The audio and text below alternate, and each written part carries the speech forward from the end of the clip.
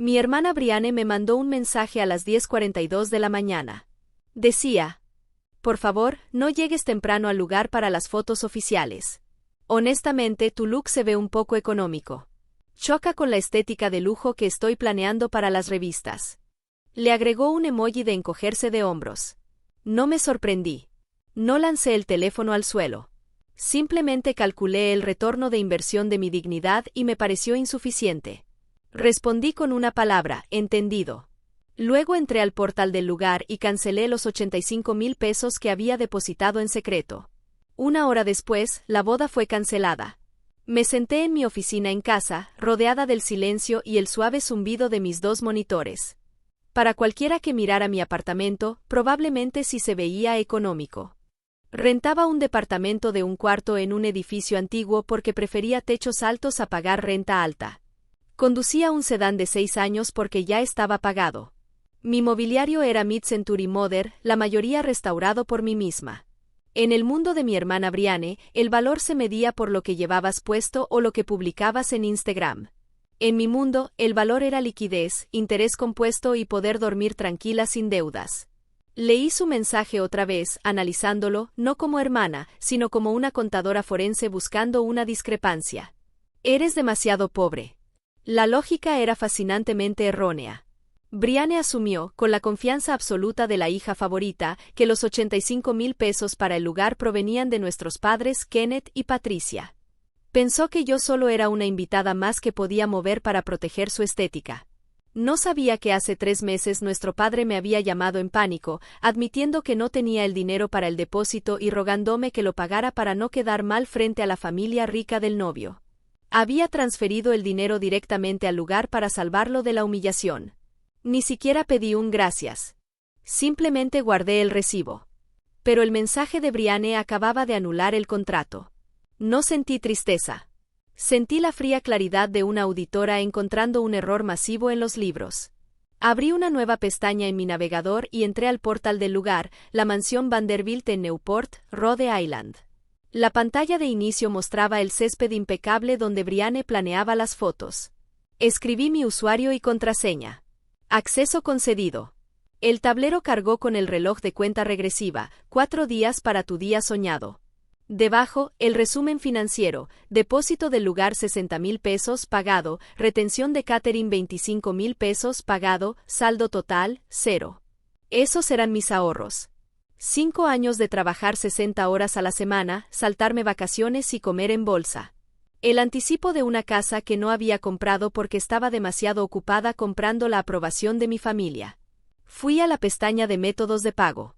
Mi cuenta personal era la única. Un pequeño botón gris en la esquina decía cancelar reserva y solicitar reembolso. Apareció una advertencia: cancelaciones dentro de 30 días tienen un 5% de comisión. El saldo restante se devolverá al método de pago original. Esta acción no se puede deshacer. ¿Desea continuar? No dudé. Calculé la pérdida del 5% como un gasto necesario por mi libertad. Era más barato que una terapia. Hice clic en confirmar. 3 segundos de espera. La página se actualizó. El reloj desapareció. El estado cambió de confirmado a cancelado. Un banner verde decía: procesado. Por favor, permita de 3 a 5 días hábiles para que los fondos aparezcan. Me recosté en mi silla. La habitación estaba en perfecto silencio. Tomé un sorbo de café, todavía caliente. No fue un grito ni una pelea. Solo un clic. Pero en ese silencio, sentí el movimiento de placas tectónicas. La base de su estilo de vida acababa de evaporarse y ellos seguían preocupados por la estética. Cerré la laptop. Ya estaba hecho. No me sentí sola, me sentí limpia.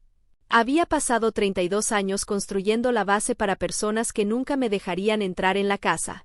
Hoy, recuperé mis ladrillos. 2 horas después, llegaron las llamadas: Brianne, luego mamá, luego papá, luego Brianne otra vez. Dejé que sonara. Finalmente, un buzón de voz: Kenneth. Morgan, hubo un error con el lugar. Acaban de llamar a Brianne diciendo que la reserva fue cancelada por falta de pago. Arregla esto de inmediato. Parecemos idiotas. La madre de Tyler está preguntando. No había disculpas. Solo molestia. Creía que yo, la hija pobre, había hackeado el sistema y debía arreglarlo. No se dieron cuenta de que yo tenía el control porque yo había financiado todo. Luego, el correo del catering, la retención había sido retirada. No habría langostas. La ironía era deliciosa, pensaban que había robado acceso cuando en realidad siempre había sido mía. El pánico se estaba extendiendo por su burbuja perfectamente curada como tinta en agua. Estaban desesperados. Yo sabía exactamente lo que hacían, revisando tarjetas de crédito al máximo, llamando a bancos que los rechazarían, tratando de encontrar liquidez en una vida construida sobre apalancamiento. Kenneth estaría sudando a través de su traje de lino, inventando excusas a los padres de Tyler sobre un error bancario. Patricia estaría frenética intentando calmar a Brianne, que probablemente hiperventilaba por la interrupción de su publicación en Instagram. Y yo, estaba sentada en mi apartamento económico, tomando un vaso de agua y viendo el sol moverse sobre las tablas del piso. No había terminado. Esto era solo el pánico estético. El golpe real aún estaba por llegar. Ellos todavía pensaban que esto era sobre dinero. No se daban cuenta de que era sobre exposición. Abrí mi laptop de nuevo. Era hora de la escalada profesional. No iba a gritar ni a entrar en una guerra de mensajes. Iba a hablar el único lenguaje que respetaban, la documentación. Abrí un nuevo documento y escribí el encabezado, aviso de separación financiera y reclamación de activos. Sonaba oficial. Sonaba definitivo. Empecé a escribir, mis dedos volando sobre el teclado con la precisión de una pianista ejecutando un requiem. Esta carta sirve como notificación formal de que todos los fondos previamente asignados para el evento programado el 15 de junio en la mansión Vanderbilt han sido retirados por la titular de la cuenta, Morgan. Esta acción es en respuesta directa a la comunicación escrita recibida el 11 de junio respecto a los términos excluyentes de asistencia. Adjunté el mensaje de texto, el recibo de la transferencia bancaria mostrando el reembolso y la confirmación original del depósito. Luego hice algo pequeño, algo necesario, añadí una línea al final. Por favor, dirijan todas las consultas financieras futuras a los beneficiarios principales del evento, Kenneth y Patricia, ya que ya no soy parte interesada en esta empresa. Guardé el documento como PDF y lo titulé Factura. Abrí mi correo electrónico, escribí la dirección de Brianne, luego la de Kenneth, luego Patricia, y finalmente agregué una más en BCC, Tyler, el novio. Era la opción nuclear. Tyler no sabía la verdad sobre el dinero. Creía que mis padres estaban financiando la boda como regalo. Creía que se casaba con una familia adinerada. Enviárselo no solo cancelaba la boda, era una bengala en medio de su engaño. Pausé sobre el botón de enviar. Mi ritmo cardíaco ni siquiera se aceleró. No temía las consecuencias. Yo era las consecuencias. Hice clic en enviar. El correo se fue. El pánico estético estaba a punto de convertirse en auditoría forense, y yo era la única con los recibos. No cerré la laptop. Eso habría sido una reacción emocional, un mic drop. No hago mic drops. Hago preservación de datos. Conocía a mi familia. En cuanto se dieran cuenta de que había destruido su narrativa, intentarían borrar evidencia, eliminar correos, destruir documentos, gaslight para hacerme creer que había imaginado todo. Pero soy contadora forense. Sabía que encubrir siempre es más torpe que el crimen. Abrí el drive familiar compartido. Lo había configurado hace 5 años para ellos, para manejar documentos fiscales y escrituras. Todavía tenía acceso administrativo. Seleccioné todo, descargué, archivé. Mientras la barra de progreso avanzaba lentamente, revisaba la carpeta de planificación de bodas que mi madre había compartido meses atrás. Quería asegurarme de tener copia del contrato de catering que acababa de anular. Pasé los mood boards y los mockups florales. Entonces, un archivo llamó mi atención, Wire Confirmation Vanderbilt Kenneth PDF. Fruncí el ceño. No había creado ese archivo. Lo abrí. Era un recibo de transferencia bancaria fechado 3 meses atrás. Parecía oficial, mostraba un depósito de 85,000 pesos a la mansión Vanderbilt, pero el remitente no era yo, era Kenneth y Patricia. Me incliné más cerca de la pantalla. La fuente del nombre del remitente estaba ligeramente pixelada comparada con el logo del banco. La fecha estaba alineada 1 milímetro mal. Para un legó, parecía perfecto. Para una auditora, era un delito. Revisé los metadatos del archivo. Creado en Adobe Photoshop. Autora, Brianne. Exhalé con fuerza. No solo habían usado mi dinero, me habían borrado completamente de la transacción. Brianne había tomado mi confirmación legítima, photoshopeado los nombres de nuestros padres sobre el mío y lo guardó como prueba de su riqueza. ¿Pero para quién era eso? El lugar ya tenía el dinero. No importaba de quién estaba el recibo. Entré al outbox de mi padre en el servidor familiar. Busqué el archivo. Ahí estaba, un correo enviado hace 2 meses a Charles Wellington, el padre de Tyler. El asunto, Venue Secured. Our gift to the kids. El cuerpo del correo, nauseabundamente casual, hablando de la confirmación de la mansión como regalo. La realidad me golpeó con fuerza. Esto no era solo una boda. Era un esquema de estatus social. Kenneth estaba en bancarrota sin liquidez. Pero necesitaba que los Wellington creyeran que era su igual. Había usado mis ahorros para comprarse un lugar en su círculo, reclamando mi capital como propio. Mi reembolso no solo canceló una fiesta. Al agregar a Tyler en copia, él estaba a punto de ver 2 realidades en conflicto, mi recibo real mostrando que pagué y el falso de su padre mostrando que Kenneth lo había hecho. Cuando la gente rica ve matemáticas que no cuadran, no se enojan, se vuelven legales. Miré la falsificación en Photoshop que estaba a punto de destruir la reputación de mi padre más que cualquier rumor. No solo lo expuse como tacaño. Lo expuse como un fraude. Guardé el archivo en mi escritorio, lo arrastré a una carpeta llamada Evidencia. El teléfono empezó a sonar de nuevo. Esta vez no era Brianne ni mi madre, era la línea fija de mis padres. No contesté. Solo miré la luz parpadear, fría y constante, como un faro de advertencia mientras yo ya navegaba lejos. Tenía la hoja de cálculo. Tenía la verdad. Y ahora tenía el kill shot. A las 9 de la noche llamaron a mi puerta. No era un golpe agresivo, sino débil, vacilante, de alguien que sabe que está irrumpiendo en un territorio agotado. Abrí la puerta. Kenneth y Brianne estaban allí. Parecían refugiados de una revista de estilo de vida fuera de circulación. Mi padre, usualmente imponente, parecía encogido dentro de su traje de lino. Su corbata suelta, el cuello desabrochado. Parecía viejo. Brianne estaba peor. La estética de lujo desaparecida.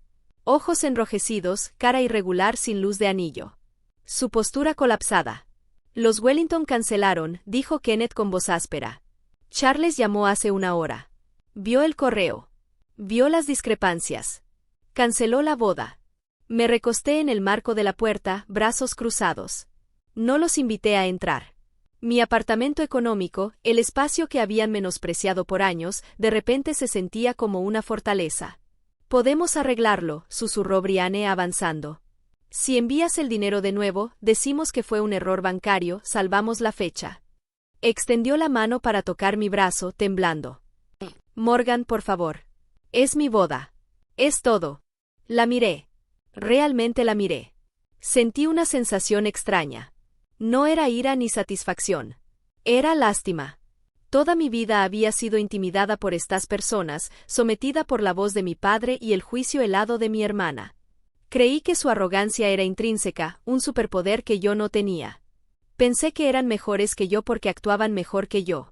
Pero allí, bajo la luz fluorescente del pasillo, entendí la mecánica de su poder, no era real. Era alquilado. Su confianza, su estatus, su capacidad de mirar por encima de mí, todo había sido comprado. Y yo había pagado la cuenta. Eran como actores que no se daban cuenta de que la obra había sido cancelada. Sin mi capital, ya no eran patriarca ni princesa. Solo 2 personas quebradas en ropa cara que no podían costear mantener limpia en seco. Su autoridad era un servicio de suscripción, y yo acabo de cancelar la renovación automática.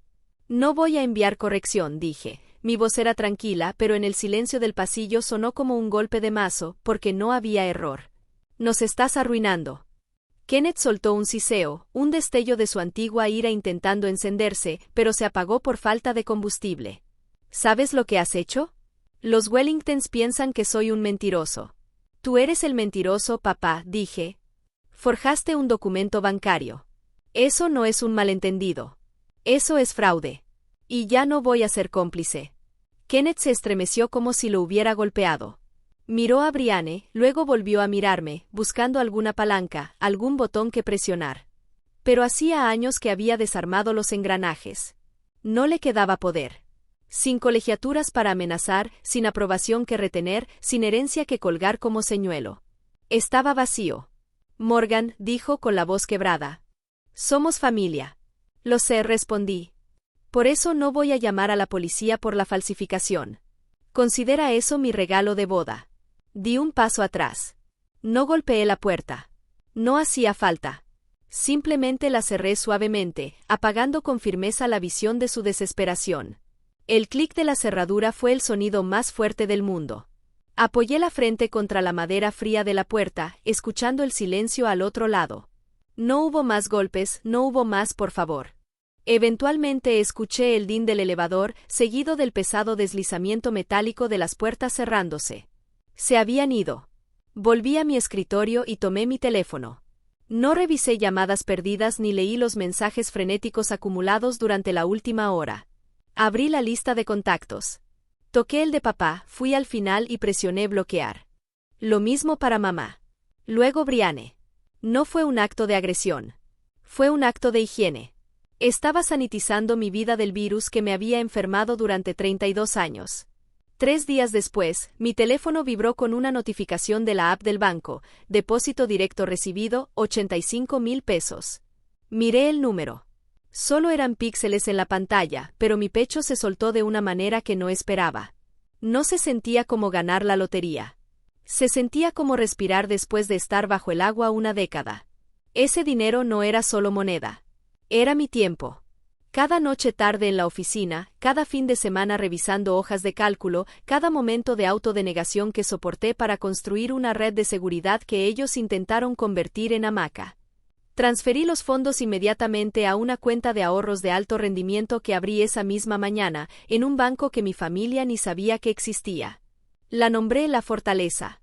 Me senté en mi sofá mid-century, el que lijé y teñí con mis propias manos. El sol de la tarde entraba por las ventanas, iluminando motas de polvo bailando en el aire. Era un silencio profundo, resonante, que se asentaba en mis huesos. Durante años había vivido con una cadena invisible alrededor del cuello. Pesada, oxidada, conectando mi autoestima directamente a su aprobación. Pensé que si tiraba lo suficiente, si cargaba su peso, si pagaba todas sus cuentas, la cadena se convertiría en una línea de vida. Que me acercaría a ellos. Pero sentada aquí, en la paz de mi reclamo, entendí la verdad. La cadena no me mantenía cerca de ellos. Me mantenía abajo. Al reembolsar ese dinero, no solo cancelé una transacción. Rompí el vínculo. Ya no les servía. No tenía utilidad. Ya no era la financiadora, la solucionadora o el chivo expiatorio. Solo era Morgan. Y para ellos, Morgan sin dinero no era nada. Y eso estaba bien. De hecho, era hermoso. Ser inútil para quienes te usan es la forma máxima de libertad. Miré alrededor de mi apartamento económico. Vi los libros que amo, las plantas que mantengo vivas, el espacio limpio y ordenado que cuesta exactamente lo que puedo pagar. Mi hermana y mi padre estaban allá afuera, ahogándose en un estilo de vida que no podían sostener, persiguiendo un estatus que acababa de evaporarse, atrapados en una prisión de su propia pretensión. Eran ricos a los ojos del mundo, pero moral y financieramente en bancarrota. Yo era pobre a sus ojos, pero solvente. Sólida. Libre. Respiré profundo, llenando mis pulmones completamente. Había comprado mi propia paz mental y valió cada centavo. Si alguna vez has tenido que comprar tu propia paz mental, comparte esta historia. No estás solo.